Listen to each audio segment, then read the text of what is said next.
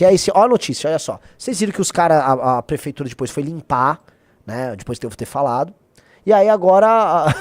Bota... Peraí, vamos lá. Só pra botar aqui antes. Olha aí, ó. Diferente da última gestão, do último prefeito que nós tivemos em São Luís, ó. Aparentemente até agora a gestão da prefeita Isminha Miranda tem sido eficiente. Ontem aquele caso do Renan Santos que divulgou aqui um lixão na redondeza do Coroadinho, com a Actibira sendo retirado, ó. É isso aí, ó. Foi preciso sair um homem e entrar uma mulher pra começar a resolver. Que, cara? Assim, todo argumento que é construído pelos influenciadores locais, isso é outra coisa que eu percebi. Não existe uma pessoa que tem uma opinião, Riso. A opinião dessa pessoa que grava vídeos no Maranhão, ela está sempre a serviço de alguém. Esse cara é um puxa-saco de uma da ex-vice-prefeita, atual prefeita ali. E aí ele tá lá, precisou entrar mulher, não precisou nada, cara. O corpo do cachorro que estava em decomposição estava há semanas. E essa mulher não ligou pra isso. Foi eu que gravei o vídeo, por isso que foi o negócio no dia seguinte. Vamos lá.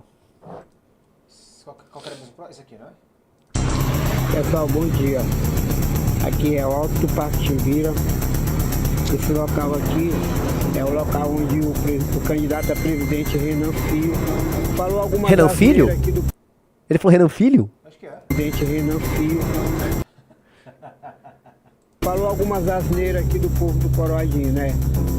Só um detalhe, pausa. Eu nem falei do povo. Se quiser eu falo, tá? Se quiser eu falo, mas vamos lá. Ontem a prefeitura veio, fez a coleta do lixo.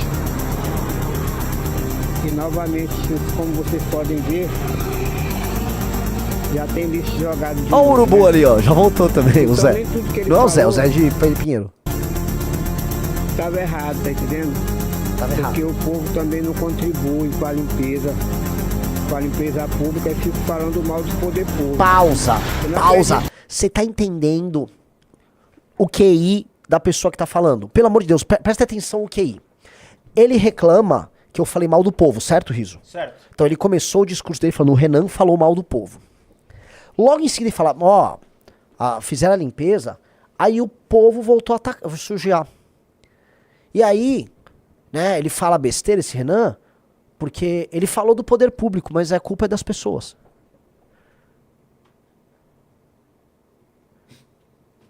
Então é pra falar da pessoa ou não é? Porque eu não falei da pessoa. Mas pra ele tem que falar da pessoa, mas não pode falar da pessoa, porque de acordo com ele não posso falar mal de ninguém. Não tem coerência o que essa pessoa, não tem nenhuma coerência discursiva. Não tem nenhuma coerência. Um cara falou quase atropelou o urubu. Não, acho que é um cachorro no começo. Cachorro. Que é quase atropelado. Aí, porque eu vi 5 cadáveres de cachorro. Eram 4, mais um que foi. Um cara foi com um saco o cachorro pra jogar. Então agora entendeu. Olha o cachorro ali, ó. Olha a velocidade que passa o carro. Entendeu? É assim, é o carro brigando com o cachorro. Uma das características, tá, do homem que tá bestializado é que ele vê os animais como um ser que está disputando espaço com ele. Quando você tá bestializado, o animal tá disputando o espaço com você, porque você não está acima do animal, você disputa o espaço com ele. Você está em guerra com o animal, tipo, o animal é um problema, você não conseguiu vencer ainda a natureza. E aí você tem raiva da natureza. Por isso que pessoas que ainda estão bestializadas gostam de cortar árvore.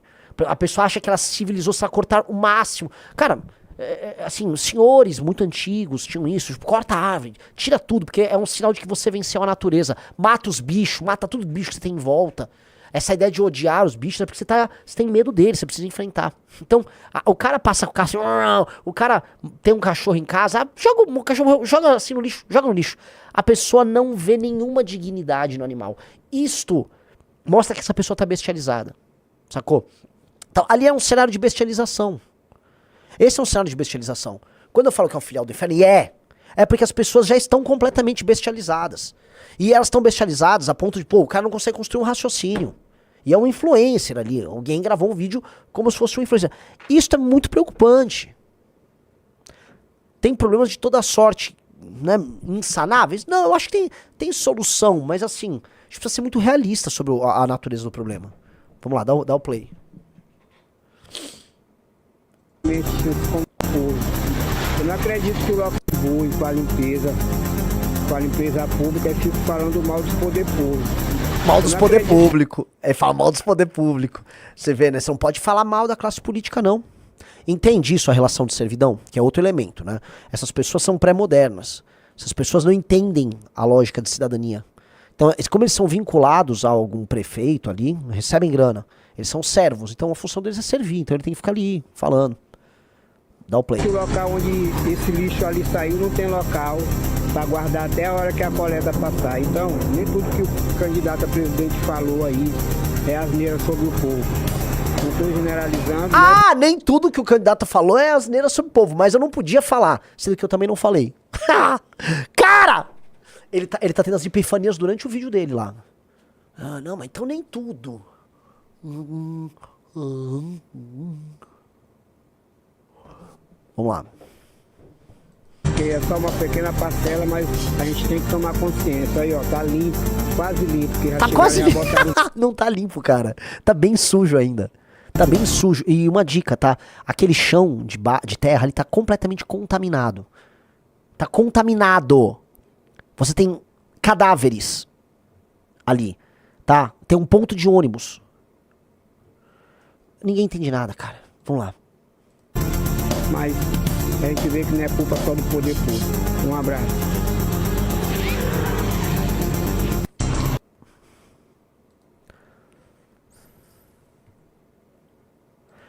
Vocês estão entendendo que o caso do Brasil... Isso aqui, a viagem para o Maranhão foi um aprendizado. Eu vou para Amapá, eu vou para o Pará, eu vou para Bahia. Vai ser mais ou menos isso aí. Em alguns lugares piores, alguns lugares melhores, mas acho que na média nada vai superar o Maranhão. É o que todo mundo me fala. Eu tenho amigos já que... Né, o Mori que viajou comigo, rodou já muito Brasil. Falou, cara, Renan, nada vai superar o Maranhão. Nada. Como, por exemplo, o Piauí é bem ruim, mas tem estrada, sabe? As estradas não é que são boas, elas são estradas. Ruins, mas são estradas. Pará, tem muita favela, mas tem atividade econômica aqui e ali, sabe? Agora, o Maranhão... O ponto é, a gente precisa falar sobre isso. O aprendizado que eu tô tendo sobre o Brasil, tá? E eu tô tomando uma surra de Brasil. Primeira coisa, cara. A exceção é São Paulo. São Paulo é uma exceção. E é uma exceção que confirma a regra. O fato de São Paulo de cabo a rabo ser produtivo, tirando a região ali do Vale do Ribeira, nos obriga a falar o que aconteceu aqui. Porque o que aconteceu aqui é muito excepcional. Muito excepcional. Assim, São Paulo não é o Brasil. Eu saio de carro de São Paulo, igual eu já fiz, né? Fui pra Piracicaba, tal, fui pra São José. Todas as cidades são produtivas. Então, assim, o desempenho, o desenvolvimento que nós tivemos aqui em São Paulo é muito excepcional e não tem nada a ver com o resto do Brasil. Não tem nada a ver, tá? A gente precisa colocar nesses termos. 2. Tive no Matopiba maranhense. Não há Matopiba, não há desenvolvimento do agro que resista à classe política do Maranhão. Porque é o seguinte, região de Balsas, o Gauchada chegou lá, região de Imperatriz, alguns gaúchos, mas veio gente do Brasil inteiro ali. Tem agro? Tem, tal, gera um PIBzinho legal, assim, gera. Mas a administração pública é tão ruim, tão ruim, tão ruim, que as cidades são muito ruins. Então, assim, mesmo ali tá sofrível. A galera desesperada por estrada, porque parece que assim, o governo do Maranhão não pode ver alguém trabalhando que precisa atrapalhar. Então o governo do Maranhão precisa gastar com bloquete ou comprar todas as páginas de fofoca do estado, mas nunca vai fazer uma estrada. Nunca. Nunca, assim, é inimaginável você pensar que o governo do Maranhão vai recapear uma estrada. A gente rodou boa parte das estradas estaduais, o Rio vai lembrar, MA 006, MA 008, a gente rodou. Cara, aquilo não é estrada. E aquilo é uma estrada estadual. Como é que alguém cobra um imposto estadual? Pior, eles cobram o maior ICMS do Brasil. Eles são os maiores cobradores de impostos do Brasil. Como é que alguém faz isso?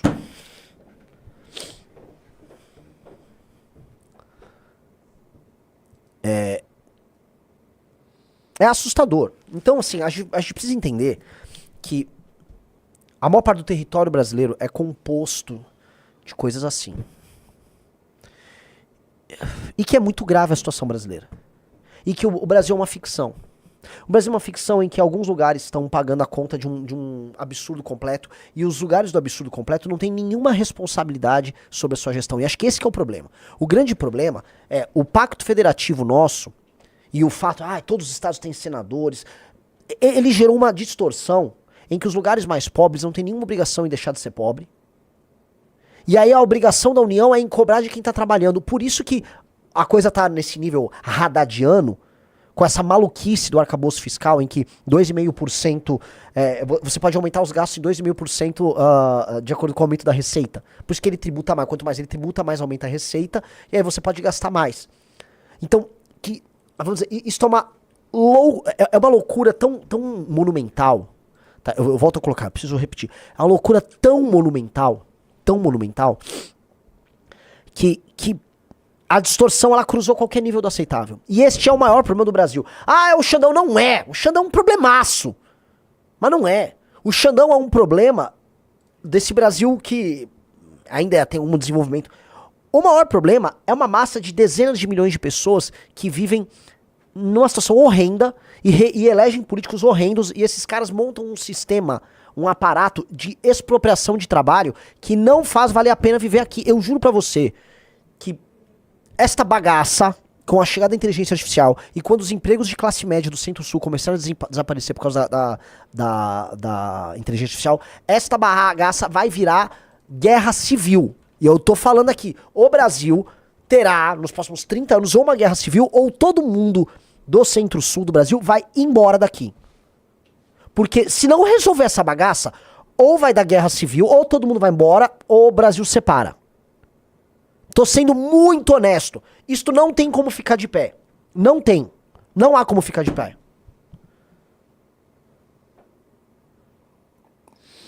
Pessoal, like na live e compartilha essa live com seus amigos.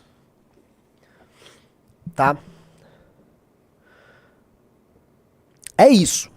O Brasil... Você entende? Vamos ver, eu quero a tua opinião, Riso. Você não sente que assim...